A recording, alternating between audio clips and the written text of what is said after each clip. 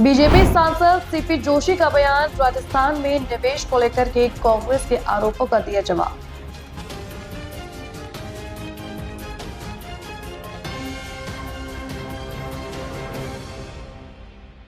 कहा, कांग्रेस के समय आखिरी साल में इन्वेस्टर मीट होता था, जबकि हम पहले साल से ही इन्वेस्टर मीट कर रहे हैं और अभी तक 35 लाख करोड़ के एमओयू का 25% से अधिक धरातल पर उतर गया है। एसआईआर पर कहा कि कल अमित शाह जब इसका जवाब दे रहे थे और नेहरू इंदिरा काल के कामकाजों के बारे में बता रहे थे, तब कांग्रेस सुन रही थी, लेकिन जैसे ही घुसपैठियों का मुद्दा आया, कांग्रेस वॉकआउट करके चली गई। हनुमानगढ़ की घटना पर कहा कि किसानों के हित में सबसे ज्यादा काम भारतीय जनता पार्टी की सरकार ने किया है, कांग्रेस उन्हें उकसा रही है। मैं सोचता हूं कि गृह मंत्री जी ने जो कल जवाब दिया उससे कांग्रेस की धरातल खिसक गई, लेकिन आश्चर्य हुआ कि आदरणीय गृह मंत्री जी ने नेहरू जी, इंदिरा जी, राजीव जी के ऊपर, उनकी कमियों के ऊपर बातचीत की, तब वो सुनते रहे। लेकिन जैसे ही घुसपैठियों के ऊपर वार किया, कांग्रेस पार्टी के नेता उठकर चले गए। इससे साफ लगता है कि कांग्रेस इतने वर्षों तक देश और प्रदेशों में राज करती आई, वो इन घुसपैठियों के मेहरबानी से ही सत्ता में आए। अब आज घुसपैठियों को चुन चुन कर बाहर निकाला जा रहा है, तो इनको मन में पीड़ा हो रही है, दर्द हो रहा है।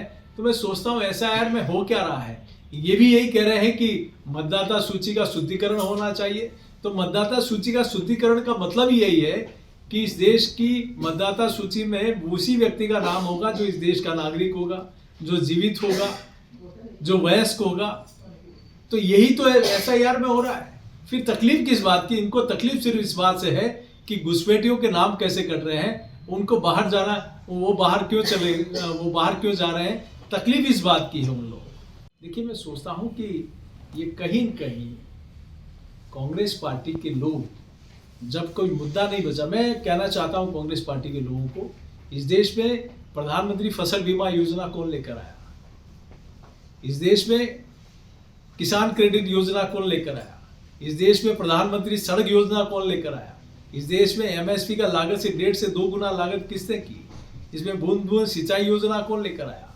इसमें हमारी किसानों के हित में, चाहे सोयल हेल्थ कार्ड योजना हो, किसान का बैंक में खाता खोलना हो, किसान सम्मान निधि देना हो, ये किसान के जितने कल्याणकारी काम है किसान को समृद्ध करने के, ये सिर्फ और सिर्फ भारतीय जनता पार्टी के शासन में हुए।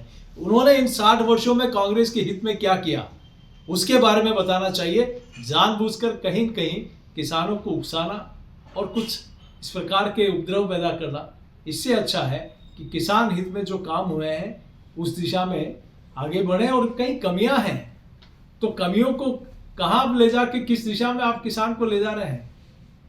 इन सरकारों में भारतीय जनता पार्टी की राजस्थान में सरकार बनी है, पहली वो सरकार होगी जिसने अपने खाते से किसान सम्मान निधि का पैसा देना शुरू किया है। 6,000 मोदी जी दे रहे हैं तो 3,000 भजनलाल जी की सरकार दे रहे हैं। क्या 60 वर्षों तक आपने किसी को दिया पैसा? इसलिए इनके पेट में दर्द है कि कैसे हम लोग, ये सरकार अच्छा काम कर रही है गरीब के लिए, किसान के लिए, युवाओं के लिए, महिलाओं के लिए, इसलिए इनके पास कोई मुद्दा नहीं है। कुछ न कुछ मुद्दा खड़ा करके इस प्रकार का उपद्रव खड़ा करने का काम कर रहे हैं।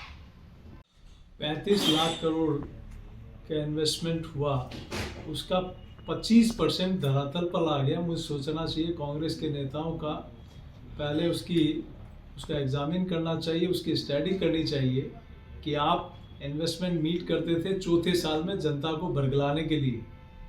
हमने इन्वेस्टमेंट मीट की पहले वर्ष में, और वो 4 वर्ष में, 5 वर्ष में जब चुनाव होगा तो वो धरातल पे होगी। आप सिर्फ चुनावी वादे करते हो, हम चुनावी वादे नहीं करते। चुनाव में जो हमारा जो संकल्प पत्र होता है उसको जमीन पर लाने का काम करते हैं, 100% लाने का काम करते हैं। इसलिए राजस्थान एक ऐसा प्रदेश है जहाँ सबसे बड़ा लैंड बैंक भी है, मैन पावर भी है, मिनरल्स भी है, टूरिज्म है, पेट्रोलियम है, क्या नहीं है राजस्थान में। इसलिए राजस्थान में जितनी पोटेंशियल है, जितनी अपेक्षाएं हैं, निश्चित रूप से राजस्थान में बहुत आगे बढ़ने की क्षमता भी है और आगे बढ़ रहा है। 35 लाख करोड़ में से 25% एमओयू धरातल पे आ गए हैं, उन पे काम होना शुरू हो गया है। कांग्रेस पार्टी को चाहिए कि उन्होंने उनके वक्त में क्या किया, राजस्थान को शिक्षा में लॉ एंड ऑर्डर में, मिनरल्स में, बिजली में, हर क्षेत्र में राजस्थान को नीचे गिराने का काम किया। 5 वर्ष बीजेपी की सरकार रहती है, राजस्थान को कई लेवल पर लेके आते हैं, फिर कांग्रेस आती है, राजस्थान को गर्त में लाकर बिठा देती है। इसीलिए ये 5 वर्ष राजस्थान के ऐतिहासिक कालखंड होगा। माननीय प्रधानमंत्री जी के नेतृत्व में वहाँ पीएम कुसुम हो, पीएम सूर्यघर हो, सोलर योजना हो। राजस्थान जो बिजली के क्षेत्र में कभी आत्मनिर्भर नहीं बना, लेकिन आने वाले 1-1.5 वर्ष में राजस्थान आत्मनिर्भर बन जाएगा। चाहे बिजली हो, शिक्षा हो, चिकित्सा हो, हर क्षेत्र में ये डबल इंजन की सरकार है। माननीय प्रधानमंत्री जी और माननीय मुख्यमंत्री जी की अगुवाई में राजस्थान हर क्षेत्र में आगे बढ़ रहा है। आज टूरिज्म में भी राजस्थान बहुत आगे बढ़ रहा है। हम माइनिंग सेक्टर की बात करें, हम और इन्वेस्टमेंट की बात करें, बाकी बिजली के क्षेत्र में बात करें, सड़क के क्षेत्र में बात करें, शिक्षा के क्षेत्र में बात करें, तो राजस्थान कई गुना आगे बढ़ रहा है। आज हर जिले में मेडिकल कॉलेज बन गया। तो निश्चित रूप से जो कांग्रेस 60 वर्षों में नहीं कर पाई, उससे ज़्यादा काम नरेंद्र मोदी जी की सरकार ने 11 वर्ष में करके दिया है। इसलिए इनको डर है कि हमने 5 वर्ष में सिर्फ और सिर्फ प्रदेश की जनता को लूटा है, पेपर लीक किए हैं। पेपर लीक में भी इनके लोगों का हाथ था, कांग्रेस का संरक्षण था, कांग्रेस की सरपरस्ती में वो पेपर लीक हुआ करते थे।